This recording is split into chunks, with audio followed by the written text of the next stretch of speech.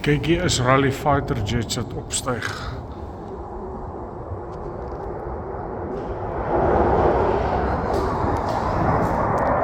En hy styg van waar af op? In die Jezreel Vallei. Kyk die aanloopbane hier op die Vallei van Megiddo. Maar daar, julle het hom nou net gesien. Hulle styg op om operasies te gaan uitvoer. Daar gaan nog een.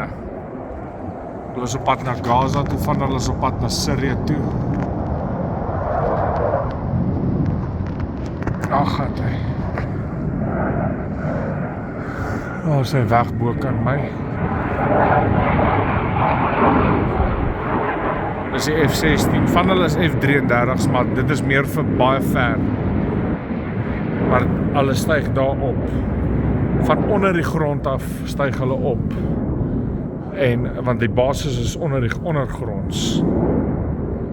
So hulle styg hier op, dan vlieg hulle Gaza toe. Van hulle vlieg Gaza toe, van hulle vlieg noord, na Syrië en Lebanon toe. Meeste van hierdie vlieg nou Gaza toe om, wel van hulle vlieg Gaza toe om te gaan dinge opblaas daar. Installasies van Hamas. En ja, dan van daar af gaan hulle na Syrië toe ook ensovoorts. Maar hierdie is die hele Megiddo Vallei, die Vallei van Megiddo.